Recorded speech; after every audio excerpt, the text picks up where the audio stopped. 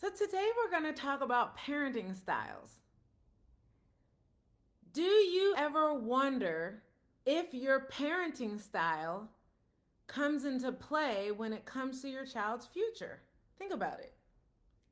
Do you realize that your parents had a parenting style whenever they parented you? Do you realize that?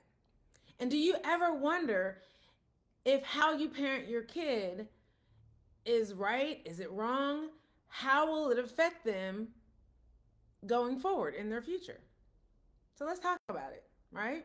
How you parent will absolutely affect your child's success in their future. Absolutely. It's key to shaping their future. So let me tell you this.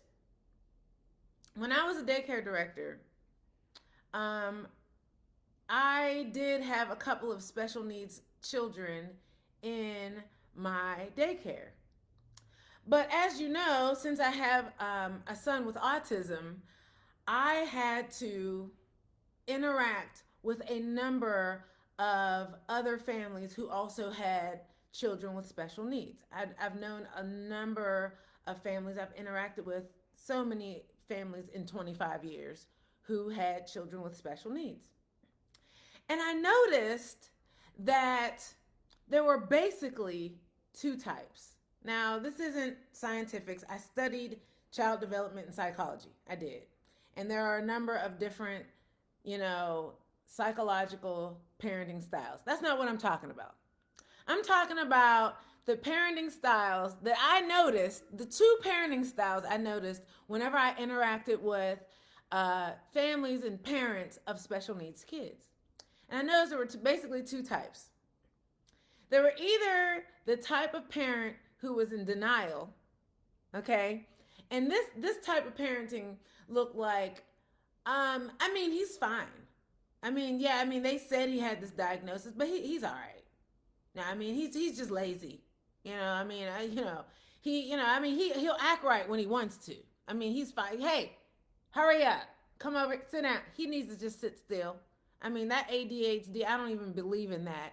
He's bad. He doesn't act right. They're in denial, right? I've met a number of those parents, and I'm feeling for the kid because the kid really does have, a situation happening in their brain, right? He just don't listen. You know what I mean? He don't act right. You know what I mean? Clearly, these parents are in denial. You know what I mean? This child has a real diagnosis, and the parents aren't paying attention.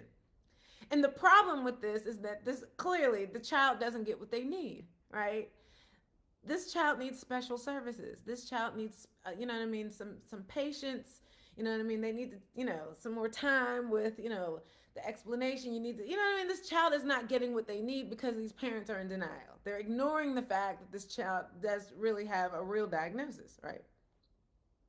And then, of course, the other parenting style is the complete opposite of this parent that's completely ignoring the fact that this child has this real, very real diagnosis, right?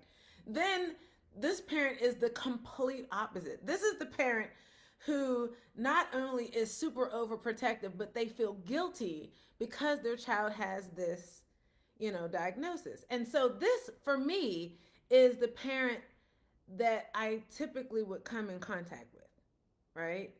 This parent finds out that their child has this diagnosis and they are just, it's actually very common because this parent is the one that's just like, I can't believe this happened to our family. This is a horrible thing.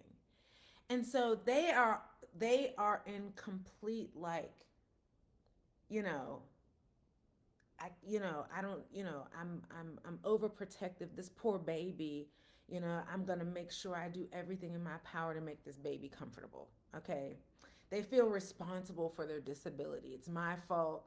You know what I mean? There's like, the focus, the family, their lives are completely, I have to do everything for this child, right? If there are other children in the house, we have to stop what we're doing to make this child comfortable. Okay?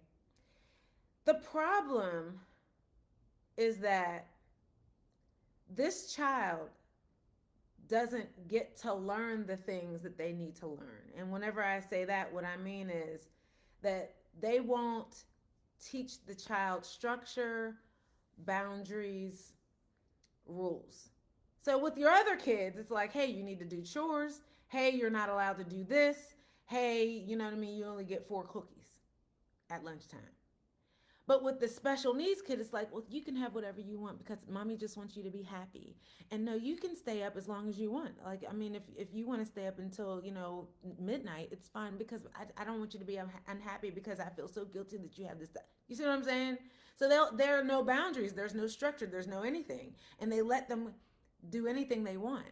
You know what I mean? And it's like, you want a sandwich, here, let me make it, I'll do it for you. No, you don't. You stay put. I don't want you to be uncomfortable ever. I'm going to do everything for you. Meanwhile, with the other kids, you're teaching them life skills so they can learn the things because one day they're going to be adults and they need to do this on their own.